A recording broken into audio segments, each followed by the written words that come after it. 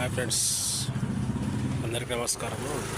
మనకు ఒకటి ఏంటంటే కల్వకుంట్ల కవిత అక్కగారు మనకు ఒకటి జాగృతి ఒకటి ఏర్పాటు చేశారు.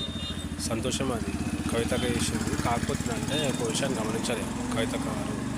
ఎందుకంటే ఎన్నో పార్టీలు వచ్చినాయి, ఆర్థికంగా వెనుకబడిన తరగతి వారిని గుర్తించలేదు.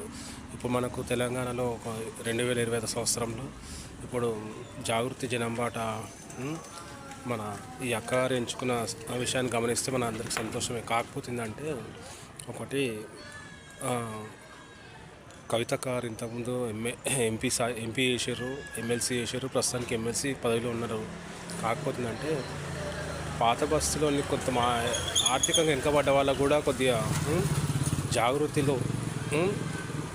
జాగృతి జనం బాటలో కూడా కొద్దిగా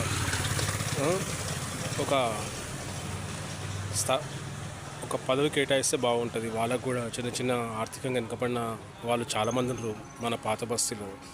కవిత గారు ఒకటి విషయాన్ని గమనిస్తారని చెప్పి ఒక సామాన్య వ్యక్తిగా నేను జాగృతి సభ్యుని కావాలని ఆశిస్తూ అక్కగారికి మనీ వేసుకుంటున్నాను. అక్కగారు ఈ విషయాన్ని గమనిస్తారు. మరి జనం జాగృతి బాటలు నడిచేవారు ఉన్న కార్యకర్తలు గమనించగలరు.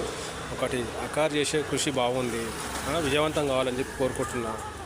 అట్లా ఎందుకంటే ఏదైనా ఓపెన్గా మాట్లాడతారు కవిత గారు. అక్కను ఉద్దేశించి ఒక విషయాన్ని నేను మనవి చేసుకుంటున్నాను. జై జనం జాగృతి జనం బాట విజయవంతం కావాలని చెప్పి అక్కకు శుభాకాంక్షలు తెలుపుతున్నాను. Okay friends, meet tomorrow Raj creative media.